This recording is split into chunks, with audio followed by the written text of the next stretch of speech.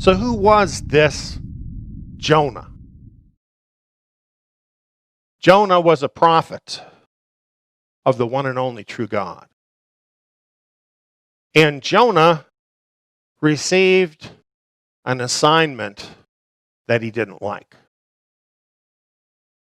And so Jonah decided to go in the opposite direction from the direction he was sent, as far away as he could get from doing his mission. And out in the midst of the ocean, aboard a ship, Yahweh found him there, sent a storm that all but capsized the ship, so that everybody on board had their life at stake. In the end of it, it was revealed that this was because of Jonah.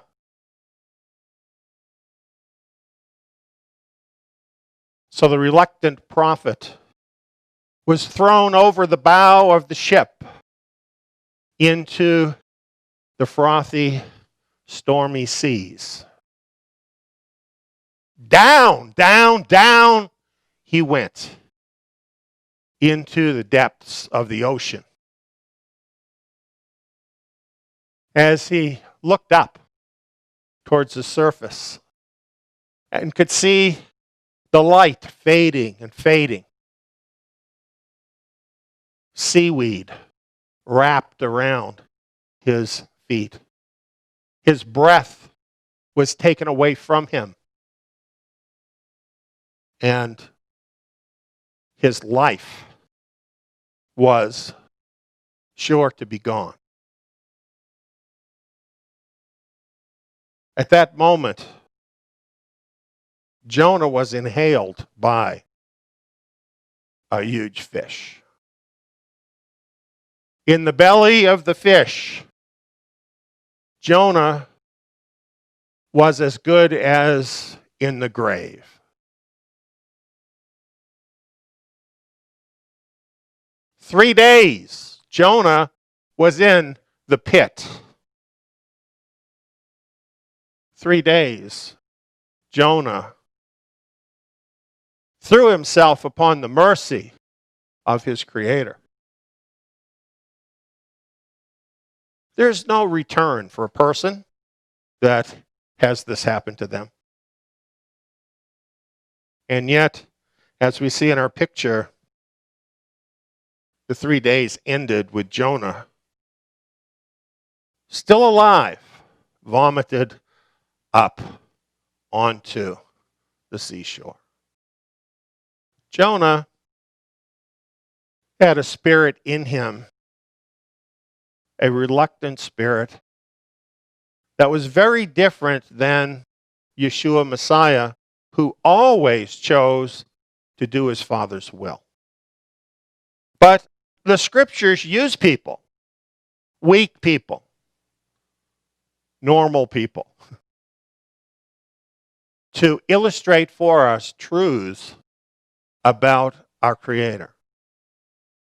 And so we find in the scripture pictures about different people that point to Messiah. And they're not perfect people, but there's things about them that point to Messiah.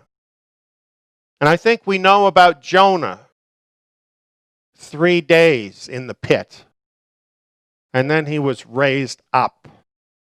Yeshua Messiah referred to this as the sign of Jonah. It is the sign of the power of the resurrection life of Yeshua Messiah. They killed him on the tree. And he was dead. And they buried him in the heart of the earth. And in 3 days, his body, now in a glorified state, was raised up by the power of the Almighty. This was the picture of Jonah, and it was a sign to that wicked generation that judgment was soon to fall upon them.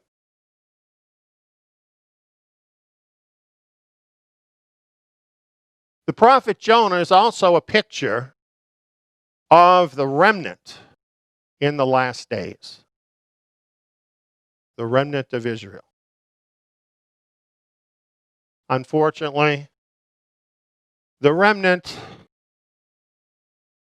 at the beginning of the story were a lot like Jonah, reluctant to do the Father's will, choosing the opposite direction instead of the direction of obedience. And so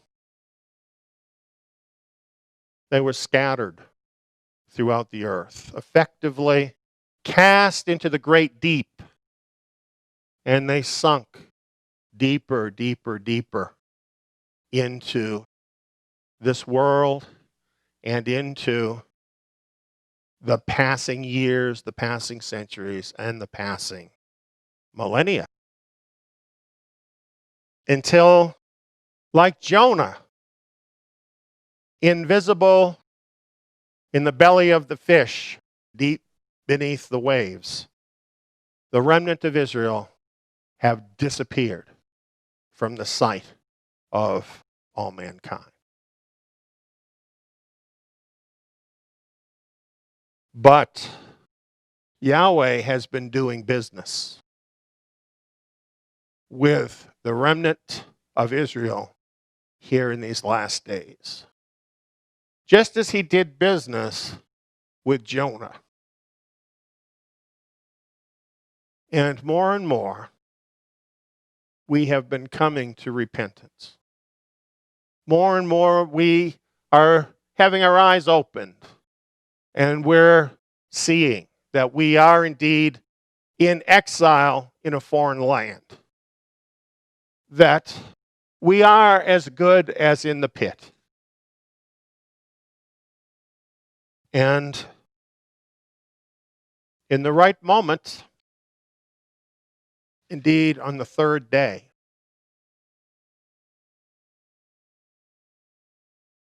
we are being raised up again, just as what happened to Jonah. Jonah is a picture of resurrection life. It's only the resurrection life of Yeshua Messiah that could raise up the remnant out of the pit in these last days. Recently, I had my own experience similar to what Jonah experienced. And it was not because I was choosing to go in the opposite direction from him, but it was for the Father's will, whatever it may be, and I accepted it as such. Now, it was a very interesting experience that I had, and I'm going to share it with you. Before I do, I want to just play a sound clip for you. Now, many of you might know in 2011, after we had a fire here at Zion, Yahweh sent a prophet to speak to me, to tell me what his will was for me, his purpose was for me. And the clip I'm going to play you is just a section of it that tells me about my future. Let me share it with you. I am bringing my children back to my land where all authority is given. No one earns this unless they earn this through my will. Your authority is to lead them back, and you will. That is a promise, and I received it as a promise. I received it as the word of Yahweh, that it was his will for me to lead the remnant back home to Israel. And there's an affirmative there. You will. And I believe I will. And I've been working towards that goal. That's why I'm talking to you right now. That's why I'm always talking to you, right?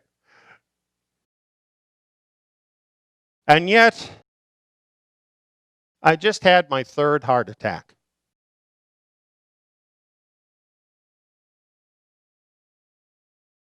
You know, we have a presidential election going on, a presidential process. And the voters right now, if they were thinking who they were going to elect, if they had somebody on there that has had 3 heart attacks, I think they would cross that person off and say, well, that person is not the guy. And that is how human beings think. Yahweh thinks entirely differently in how he does things. He told Abraham that he was going to make his seed like the stars of heaven. And then he made his wife barren so she couldn't even have one child. Time and again, what we see Yahweh do is make it impossible for what he promises to happen. Have you noticed that? So he made me this promise, and then since he's done that, I've had 2 heart attacks. This last one that I had was on last Shabbat. Yes, we haven't skipped a beat, have we? So next Shabbat, we're having our Shabbat meeting. Everything's the same. It could have been different. It could have been very different if things had gone according to what my body was telling me. If you remember last Shabbat, I talked to you about resurrection life. When you have Yeshua Messiah living inside of you, you have a life within you that is far beyond the natural life. And it is a guarantee to you that just as Yeshua Messiah was raised from the dead, on that day when he returns, you will be raised from the dead with him. And even in this very life, when you meet up to those problems that are too hard and too great for the strength within your body, his resurrection life kicks in and makes you more than what you otherwise could be. Last Shabbat, about 4 o'clock in the afternoon, I was having strange feelings in my chest. Now, this was my 3rd heart attack, and yet this felt very different from the other 2. Momentarily, I was in crisis. Fortunately, Dawn recognized what was happening, and she called 911. She has some knowledge about hospitals and medical things, and she was able to give them very good information. They had an EMT there very soon. I was going in and out of consciousness, and we were off and running. My natural life was caving in. It's interesting because I could feel within myself the 2 kinds of life that I have. I could feel my natural life. My blood pressure had sunk to about 40 beats, just barely keeping me alive. And the sensation I had reminded me of Jonah. You know, Jonah said, I went down to the bottoms of the mountains. The earth barred me in. Yet have you brought up my life from the pit, Yahweh, my Elohim. when my soul fainted within me, I remembered Yahweh. My prayer came into you, into your holy temple. It's a lot like that, what I experienced. My soul fainted within me. My natural life. It kind of was collapsing in upon itself. This is what it feels like. And falling down. Falling down into a pit. And yet, the resurrection life was not touched. It was the same. I was fully cognizant of what was going on, fully in touch with Yeshua Messiah. And of course, I didn't want to die, but I was not afraid of death. Neither did I say to Yahweh, Yahweh, you made this promise to me, so you have to keep that promise. You have to keep me alive. That's not my way of doing things. It's not for me to figure out how Yahweh is going to accomplish that promise. It's for me to say to him, I feel my life leaving my body. My body is saying to me, this is the end. I'm going to die. And Father, I want to be alive. I want to be able to go on. But however you choose, I'm going to accept it because that's your will. That was my prayer. In fact, I said, into your hands I commit my life. All of this was going on the helicopter on the way to the hospital.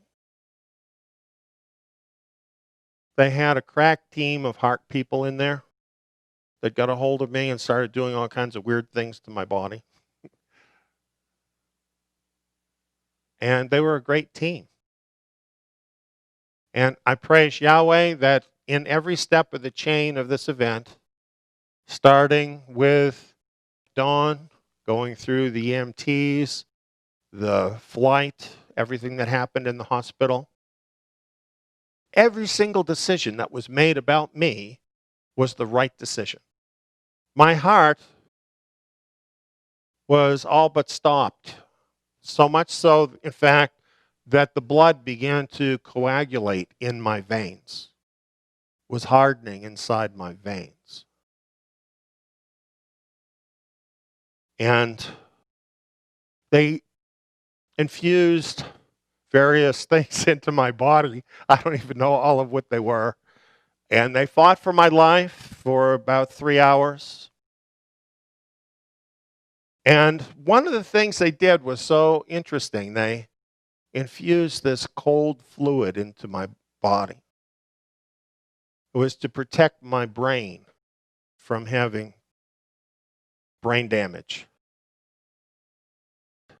The effect was to feel very much like sinking down into the cold ocean. They did what they needed to do with me. They got me stabilized. They put me where I needed to be in the hospital. And my recovery began.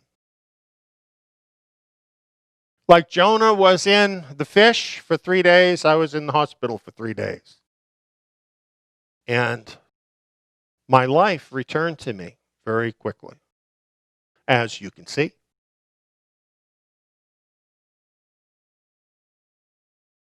Here's what I know about this. My body was saying, you're going to die. Now, that wasn't just fear. That was the fact that my life force was wanting to leave my body. But the resurrection life that lives inside of me, through Yeshua Messiah, was such as to preserve me alive through these events.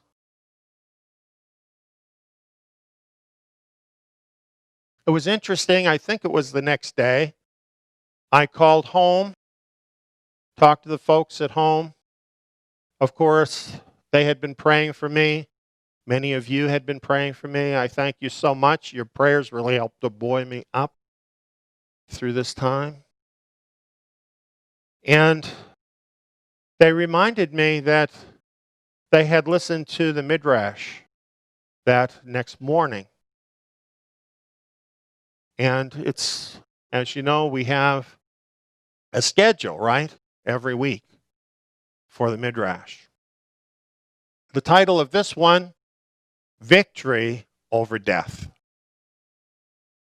And so they sat there listening to the Midrash with all of this encouragement coming to them from the scriptures, building them up, consoling them, helping them at this moment, while I myself had been coming through this event. Now, if you talk to any of them, they would tell you, in one way, this is not unusual, because a lot of times, what's going on in the Midrash is going on here. We see it happening over and over again. But you know, this is just another evidence of how Yahweh has his hand over his remnant. Now, I'm saying this to you because, like I told you last Shabbat, if you have Yeshua Messiah living in you, you have resurrection life. You may have things wrong with your body, okay? You may have health problems. But whatever the case is in your life, you have resurrection life, resurrection power. And when the natural life of your mind and your body fails you, that resurrection life is there. And I want you to believe that. Because if you believe that, you can step out in faith and do mighty things that you need to do, that the remnant needs to do here in these last days. Resurrection life. So we look at Jonah, a picture of resurrection life. Deep in the pit, in the belly of the fish, far under the surface of the depths, doing business with Yahweh in his holy temple. He says, you brought up my life from the pit. He says, I will sacrifice to you with the voice of thanksgiving. I will pay that which I have vowed. Salvation belongs to Yahweh. This is the truth of the Word of God, and it is also my testimony to you on this Shabbat. This is our Yahweh. This is our Yeshua salvation. He is our salvation. And let me tell you something. Whatever that scumbag, Hasatan, wants to throw at us, he's bigger than what that is. And we will complete the work that he has given us to do. We will go home in the second Exodus. We will be his glory in the earth, and we will see Yeshua Messiah coming on the clouds of heaven.